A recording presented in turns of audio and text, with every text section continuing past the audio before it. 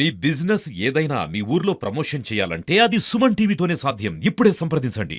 వాళ్ళకి ఇష్టం వచ్చినట్టుగా వాళ్ళు సొంత కవిత్వాలు రాసుకొని ఫోరెన్సిక్ రిపోర్ట్ను కానీ అలాగే సిట్ విచారణ కానీ వాళ్ళు ఏది పట్టించుకోకుండా అది ఒక్కొక్క కంపడ దారి అంటారు, ఒకటే దారి, ఏది పడితే అది పరిగెడుతూ ఉంటారు. ఆ విధంగా వాళ్ళు వెళ్ళిపోతున్నారు.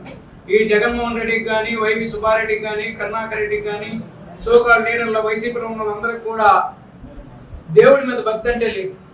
ఈ ఒకే మాట, 700 రూపాయలు అమ్మే నెయ్యి 400 రూపాయలకు సప్లై చేస్తానంటే మీరు ఎలా ఒప్పుకున్నారు? ఈ 400లో మీకు కూడా కమిషన్ ఇవ్వాలి, పోతే ఇంకెంత మిగులుతుంది అక్కడ.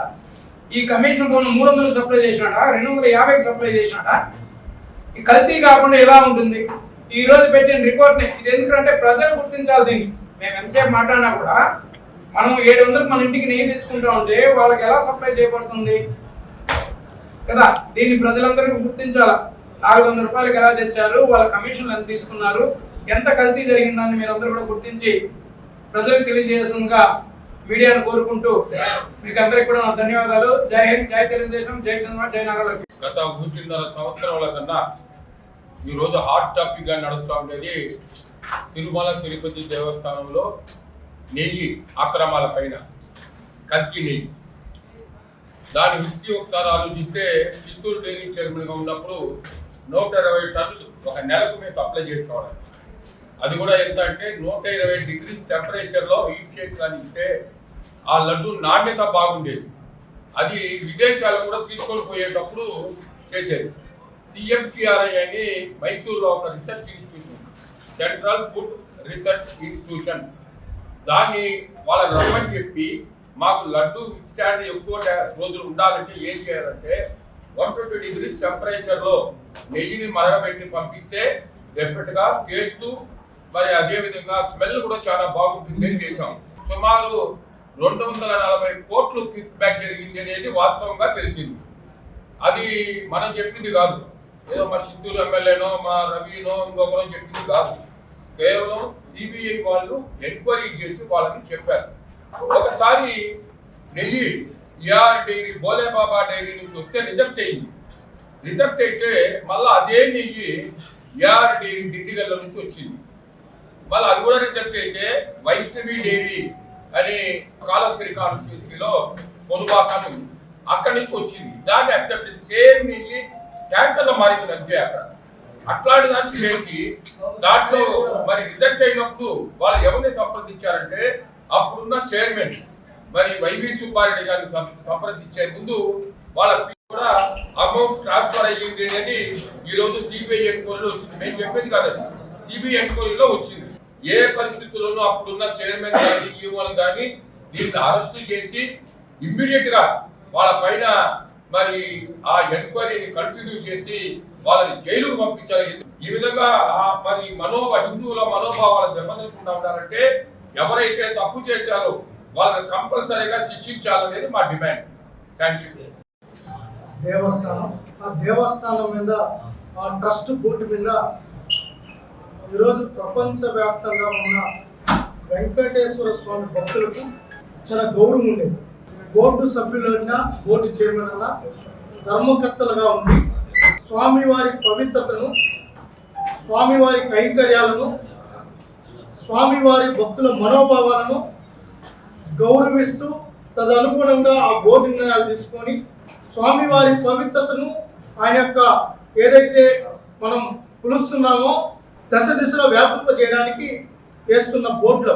బాధాకరమైన విషయం ఏంటంటే స్వామివారికి సమర్పించిన నైవేద్యంగా భావించి ఆ లడ్డును భగవంతుడికి ప్రతీక, స్వామివారి ఇచ్చిన ప్రసాదంగా భావించి ఈరోజు దేశంలో కానీ ప్రపంచంలో ఎక్కడి నుంచి వచ్చినా, ఎక్కడి నుంచి తీసుకుపోయేది ఏదైనా ఉందంటే ఆ స్వామివారి ప్రసాదం.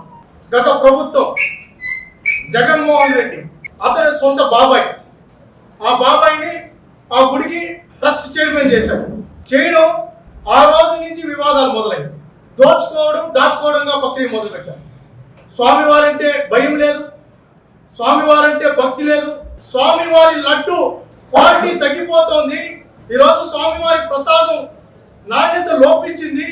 దాని మీద చర్యలు తీసుకోండి. అసలు స్వామివారి ప్రసాదంలో ఏం కలుపుతున్నారని ఆ రోజే ప్రశ్నించాం. దాని మీద ఆ రోజు కార్యక్రమాలు చేపట్టాం. భక్తుల యొక్క మనోభావాలను మేము ఆ రోజు గౌరవించాం. ఈరోజు జగన్మోహన్ రెడ్డి స్పందించారు. ఇక్కడ కరుణాకర్ రెడ్డి ఉన్నాడు, మాజీ టీటీడీ చైర్మన్. నిద్రలేసి పబ్లిసిటీ కోసం టీటీడీని వాడుకుంటారు.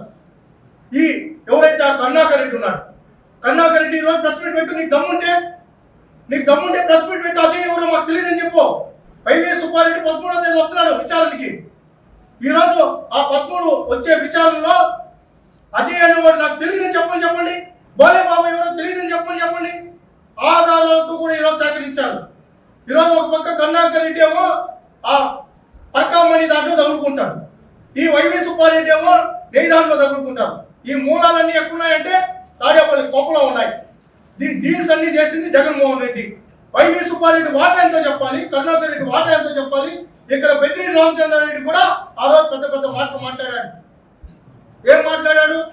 అసలు జరగని కల్తీ గురించి కల్తీ నెయ్యి అని మాట్లాడుతున్నారు. చంద్రబాబు గారికి అసలు మనసు ఉందా అని మాట్లాడారే పెద్దిరెడ్డి రామచంద్రారెడ్డి. ఈరోజు మాట్లాడవయ్యా నువ్వు? ఎక్కువ లేకుండా సుబ్బారెడ్డి ఆ రోజు ఏం మాట్లాడాడు? మాకంటే పవిత్రులా, మాకంటే దైవచింతన ఉందా?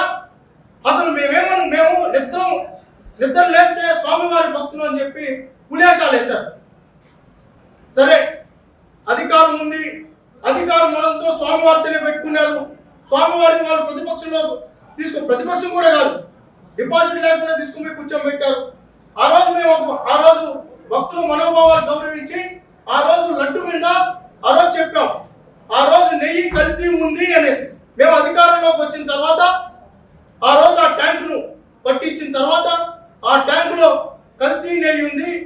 ఏదైతే బోలే బాబా ఆ బోలే బాబాకు సంబంధించిన ఏదైతే ఉందో ఏజెన్సీ అనేది అతనికి ఎక్కడా కూడా మిల్క్ పర్చేజే లేదు, మిల్క్ ప్రొక్యూర్మెంట్ లేదు.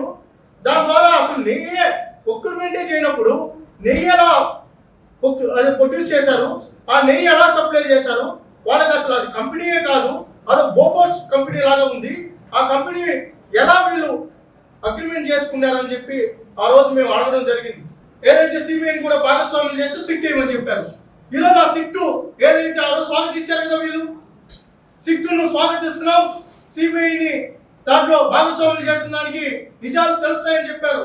ఈరోజు ఎవరైతే అజయ్ సుగంధర్ ఉన్నారో ఆ రిమాండ్ రిపోర్ట్ లో క్లియర్ గా ఉంది, మేము ఈ విధంగా కెమికల్ సప్లై చేసాం, ఆ కెమికల్ ఆధారంగానే అక్కడే ప్రొక్యూర్ చేశారు, అసలు పాలు అనేది లేదు, నెయ్యి అనేది మొత్తం కూడా దారుణమైన పరిస్థితుల్లో అది పూర్తిగా కెమికల్ అని చెప్పి రిమాండ్ రిపోర్ట్ లో ఎవరైతే ఉన్నారో అజయ్ సుగంధర్ కంపెనీ ఏదైతే ఉందో అది స్పష్టంగా ఆధారాలతో కూడా ఇచ్చారు. అది పామాయిల్, అదే విధంగా యాసిడ్ మిక్సింగ్ ఏదైతే ఉందో స్మెల్ వచ్చేదానికి ఎంత దరిద్రం చేయాలో అంత దరిద్రం చేశారు. 0.17 లక్షల కిలోల కల్తీ నెయ్యి, 68.17 లక్షల కిలోల కల్తీ నెయ్యి సప్లై చేశారు వైవి సుబ్బారెడ్డి.